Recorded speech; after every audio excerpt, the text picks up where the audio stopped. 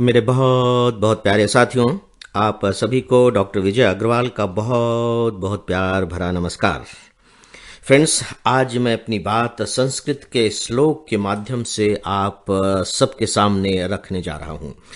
दरअसल अब की एजुकेशन में क्या पढ़ाया जाता है मुझे नहीं मालूम, लेकिन जब हम लोग पढ़ा करते थे तो प्राइमरी और मिडिल क्लासेस के दौरान हम लोगों को बहुत से संस्कृत के श्लोक रटने पड़ते थे, हिंदी के भी दोहे रटने पड़ते थे, और सबसे बड़ी बात है कि उनका संबंध जो होता था वो जीवन से होता था, जीवन के व्यावहारिक पक्ष से होता था।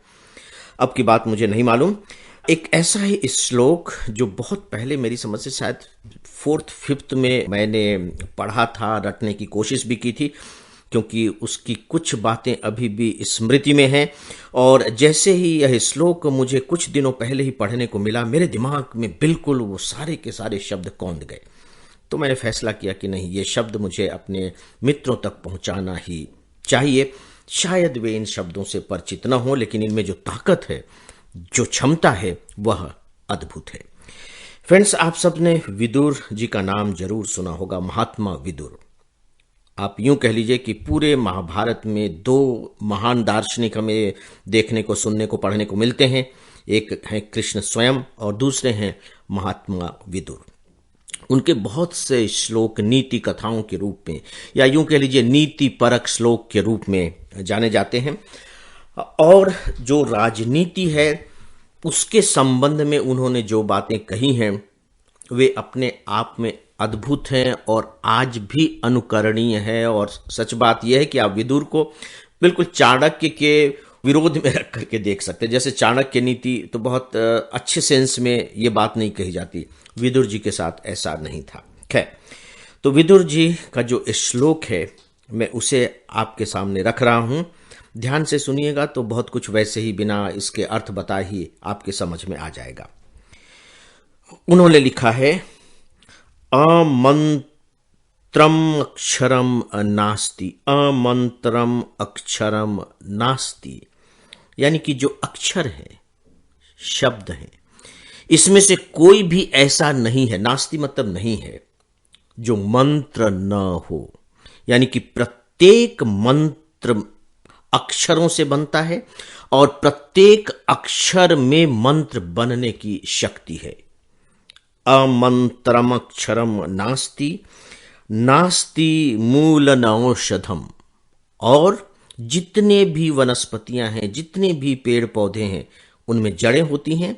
तो उनमें से कोई भी जड़ ऐसी नहीं है जिसमें औषधि बनने की क्षमता न हो। यानी कि प्रत्येक जड़ औषधि है और प्रत्येक अक्षर मंत्र है। नीचे की पंक्ति है, अयोग्य पुरुषो नास्ति। इस धरती पर जितने भी लोग हैं उसमें से कोई भी अयोग्य नहीं है। या यूं कह लीजिए कि कोई भी व्यक्ति ऐसा नहीं है जो कुछ न कर सके, जिसकी कोई उपयोगिता नहीं है। योजकस्त्र दुर्लभ। लेकिन जो सबसे बड़ी चुनौती है वो ये है कि इनमें से इन चीजों को ढूंढ कर निकाला कैसे जाए। अक्षर हैं, उसमें से आपको मंत्र निकालना है। कैसे निकालेंगे? हर कोई उसका उपयोग उस तरीके से नहीं कर सकता कि वो मंत्र जैसी शक्ति आपके अंदर पैदा कर सके। इसका मतलब है कि पारखी चाहिए, उस शब्दों को समझ सके, शब्दों के अर्थों को समझ सके, उसके उच्चारण को समझ सके, ध्वनि को समझ सके, और इसके बाद उसकी जो ध्वनि है, जो अर्थ है, उन पर मेडिटेट कर सके, ध्यानस्थ हो सके। और जैसे ही वह ऐसा कर सकेगा, वही अक्षर मंत्र में तब्दील हो जाएंगे। इसके बाद है जो जितनी भी जड़ें हैं वनस्पतियों की, पेड़ पौधों की, घास फूस की, सब में औषधि के गुण हैं। ऐसी कोई भी जड़ नहीं है जिससे औषधि तैयार न की जा सकती हो।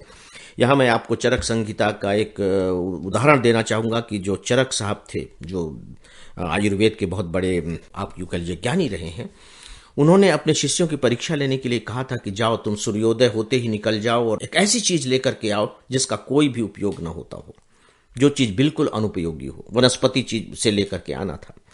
सारे शिष्य निकल गए, सब कुछ न कुछ लेकर के आए, बस एक शिष्य खाली हाथ लौटा, कहा मुझे तो ऐसा कुछ मिला ही नहीं। बाकी जितने भी शिष्य थे वो सब हंसने लगे कि मैं तो ये लेके आया हूं, मैं तो ये लेकर के आया हूं। तो चरक साहब ने जो लेकर के आए थे उन सबको फेल कर दिया और इकलौता वह शिष्य पास हुआ जो कुछ नहीं लेकर के आया था। और उन्होंने स्थापित किया कि इस धरती पर ऐसी कोई भी वस्तु नहीं है जो जिसका औषधि के लिए इस्तेमाल ना हो सके। औषधि ना भी कहे तो जिसका कोई भी इस्तेमाल ना होता हो। यहां तक कि जो विष है, जिसके नाम से रूह कांपने लगती है, उस तक की भी अपनी उपयोगिता है। कोई भी ऐसा व्यक्ति नहीं है जो पूरी तरह से अयोग्य हो। वह कुछ ना कुछ कर ही सकता है और करता ही है। इसीलिए किसी को इस बात के बारे में सोचने की जरूरत नहीं है कि मैं इस धरती पर बोझ हूं, मैं कुछ नहीं कर सकता। दोस्तों, जो जरूरत होती है वो बस इस बात की कि कैसे इन सब का इस्तेमाल किया जाए, कैसे इनको पहचाना जाए और पहचानने के बाद सही रूप से इनका उपयोग किया जाए। ये मैंने विदुर महाराज के श्लोक का जो एक अर्थ हो सकता था अपनी ओर से बताने की कोशिश की।